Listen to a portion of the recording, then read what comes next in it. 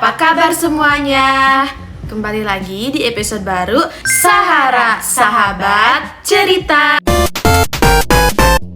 Oke, sebelum kita ke pembahasan topik kali ini, kita harus kenalan terlebih dahulu ya. Oke, dari sini ada. Halo, aku Sinta Ketriana. Oke, dan aku Herniati Nurul Fajri. Oke, Teh Sinta. Jadi hari ini kita akan membahas kenaikan iuran BPJS akibat defisit ya. Nah, nanti defisit ini akan terjadi gagal bayar. Nah, menurut Teh Sinta nih, apa sih defisit itu? Oke, jadi menurut aku defisit itu merupakan jumlah uang yang keluar itu jauh lebih besar daripada pendapatannya. Contohnya, jadi kita mengeluarkan uang 60.000. Tapi pemasukan kita hanya 30.000. Nah, terjadilah defisit atau selisih ini 30.000. Jadi perbedaan pemasukan sama pengeluaran ya? Iya, seperti itu. Nah, kemarin juga aku sempat baca artikel dari BPJS Kesehatan kalau defisit pada tahun 2024 ini mencapai 20 triliun. Wow, itu sangat besar sekali. Betul. Jika kondisi ini terus berlanjut, maka akan terjadi gagal bayar. Jadi gagal bayar itu pasien BPJS nanti tidak akan menerima bantuan pelayanan kesehatan. Sangat mengkhawatirkan sekali. Iya, sangat mengkhawatirkan sekali. Nah, dari itu muncullah faktor-faktor pencetus. Nah, menurut Kak Herni, apa faktor pencetusnya? Kalau menurut aku ya, kalau melihat dari kondisi sekarang, terus aku juga baca-baca ya beberapa sumber, ternyata faktornya itu ada beberapa ya.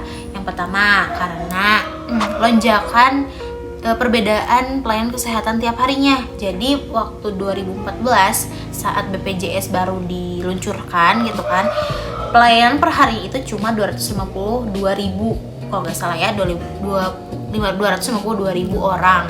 Nah, setelah 10 tahun di 2024 ternyata ada lonjakan sampai 7 kali lipat, yaitu 1.800.000 per harinya.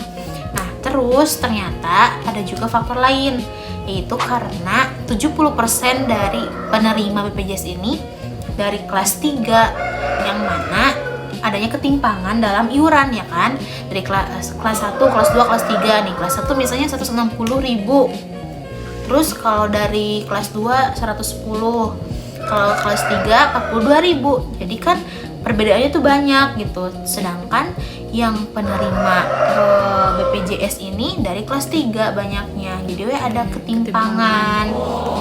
Terus di sisi lain juga ternyata penyakit kronis yang dialami oleh kelas 3 ini banyak. Jadi kayak yang cuci darah nih, kan harus hemodialisa ya. Nah, itu kan hemodialisa juga bayarnya itu besar gitu kan, biayanya besar. Maka dari itu terjadi defisit kayak gitu kalau menurut aku. Kan misalnya ada usulan nih kenaikan iuran. Nah, kira-kira menurut kamu pendapat masyarakat itu kayak gimana sih terhadap kenaikan iuran BPJS ini? Oke, untuk kenaikan iuran ya, ini tuh sangat berdampak sekali ya, tentunya khususnya pada masyarakat yang menengah ke bawah atau yang masyarakat bawah banget, itu sangat berdampak sekali. Kenapa? Karena mereka itu untuk kebutuhan rumah tangganya aja, kebutuhan sehari-harinya ya, sangat dicukup-cukupkan gitu. Apalagi kan 42.000 ya untuk kelas 3. Misalkan ditingkatkan jadi 50.000, ada penambahan 8.000 ya. Mereka itu sangat beban sekali, membebankan sekali 8.000 itu untuk mereka. Kenapa? Karena ya tadi kebutuhan sehari-harinya saja sangat dicukup-cukupkan, apalagi dengan penambahan biaya 8.000 seperti itu. Kalau misalnya di sisi pihak BPJS-nya nih, kalau misalnya kita nggak mengikuti kenaikan iuran, nah bakal kayak gimana? Itu akan mengakibatkan gagal bayar itu tadi gini. Jadi gagal bayar itu meskipun tidak kenaikan tetap 42.000, kalian bayar 42.000. Terus nauzubillah ya teman-teman, ada yang sakit terus mau ke Vaskes. Nah, di Vaskes ternyata tidak ada dana yang mencakup untuk BPJS. Ada yang nge-backupnya gitu ada yang nge-backupnya. Jadi mau gak mau ya jadi gak ada dana gitu untuk Iya, pasien jadi- BPJS kalau tidak ada kenaikan Iya, iuran. mungkin jadi kesannya tidak adil gitu ya. Iya, Jadi tidak adil sekali. apa namanya, yang masyarakat ke bawah tuh nggak menerima bantuan itu.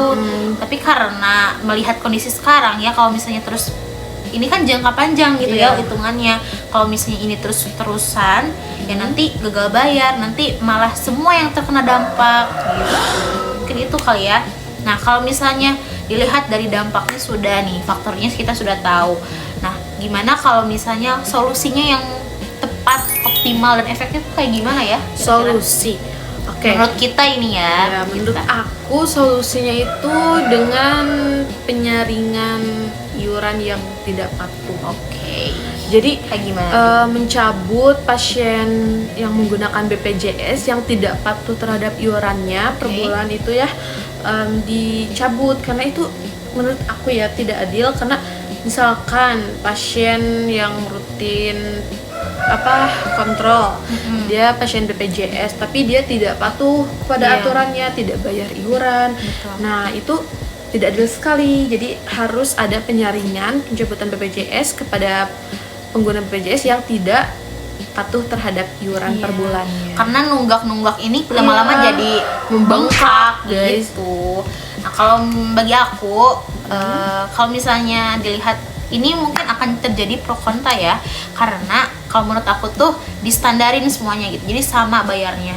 Jadi Oke. mau yang menengah ke atas, menengah ke bawah, dan di tengah-tengah gitu ya. Jadi bayarnya tuh sama iurannya, misal 70-80 ribu gitu kan. Tapi ini kan pro kontra ya, karena kan masyarakat itu tuh gak sama gitu penghasilan penghasilan setiap harinya gitu. Jadi kalau misalnya untuk menengah ke bawah mungkin ini akan keberatan dan kesannya tidak adil gitu kan. Jadi mereka akan terus berpikir bahwa ini tidak adil, diskriminasi gitu kan.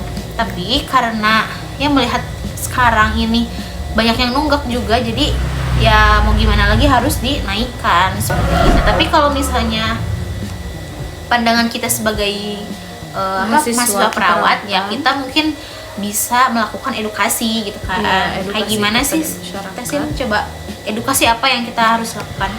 Kita bisa mengedukasi kesehatan, misalkan sekarang kan banyak diabetes Nah, ya, di Tasik tuh mellitus banyak diabetes. sekali. Terus kita juga bisa edukasi tentang hipertensi, Betul. tentang kesehatan dasar, mulai dari cuci tangan yang benar, Iya, seperti jaga itu pola ya, makan, jaga pola gitu makan. harus. Olahraga itu Itu terpenting. penting juga. Gen Z, ayo Gak boleh olahraga. gadang, gak boleh bergadang. Tuh. Jadi Tidur yang pokoknya- cukup itu penting. karena kita nggak bakal ngerasain itu di sekarang, tapi kemudian hari Iya. kita akan merasakan Kita harus itu. investasi kesehatan yang baik untuk Betul. masa depan. Jadi mungkin pembahasannya cukup sekian. Mohon maaf kalau misalnya ada salah kata-kata. Iya. Ya. Maaf sekali. See you on my next one. Bye bye. Thank you.